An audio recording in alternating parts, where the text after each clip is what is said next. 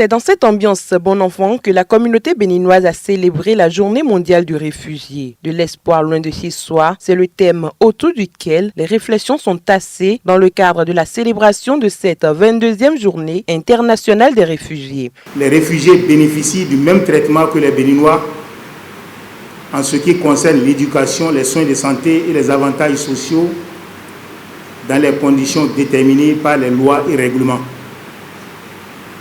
Les réfugiés vulnérables et en situation de précarité identifiés sont orientés vers les structures appropriées pour y recevoir l'assistance nécessaire. Le Bénin est parmi les premiers pays africains à avoir adopté une loi progressiste en matière d'accueil des personnes en situation de déplacement forcé.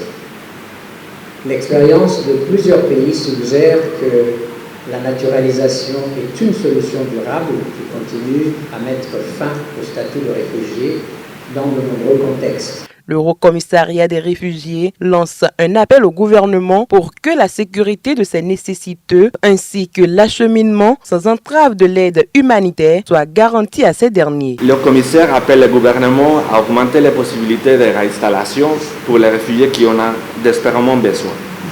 Il aussi appelle les États à adopter des politiques qui exploitent l'énorme potentiel des réfugiés pour contribuer à la vie sociale, économique et politique des pays qui les accueillent.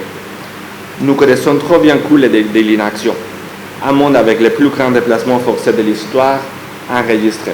Nous ne pouvons pas laisser cela se poursuivre. Les acteurs qui militent pour la cause de ces démunis renforcent leur soutien et prodiguent des conseils à leur endroit. C'est un plaisir pour moi de prendre la parole pour vous rassurer du soutien de mon organisation Direct Aid Bénin à votre cause. Mon département ministériel accompagnera au nom du gouvernement et de manière symbolique 60 familles de réfugiés parmi les plus vulnérables avec une enveloppe de 50 000 francs CFA par famille pour des activités génératrices de revenus. Je vous exhorte à accomplir vos devoirs, à bien apprendre vos leçons si vous étiez encore apprenant, à travailler avec abnégation dans votre secteur d'activité et surtout à respecter les tests en vigueur au Bénin. Le président des réfugiés du Bénin n'a pas manqué de témoigner sa gratitude et sa reconnaissance à la communauté béninoise pour l'accueil et l'hospitalité. Personne ne choisit d'être réfugié, mais ce sont les contraintes de la vie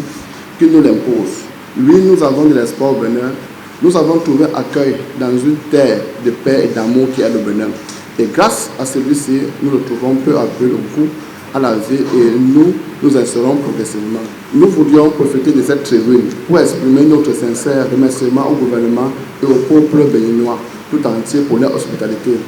La présence de M. le ministre au cours de chaque journée mondiale des réfugiés témoigne de l'importance que le gouvernement accorde en nous. Nous saisissons également cette opportunité pour exprimer nos sincères gratitudes au Haut Commissariat des Nations Unies pour les réfugiés qui ne cesse de penser nuit et jour au bien-être de tous les réfugiés du monde entier malgré les nombreuses crises qui sévissent. La cérémonie a été marquée par la signature entre le Bénin et l'organisation Direct Aid d'une convention et la remise de chèques symboliques d'une valeur de 3 millions de francs CFA, matérialisant la promesse du gouvernement d'offrir une assistance financière de 50 000 francs CFA à 60 familles de réfugiés les plus vulnérables.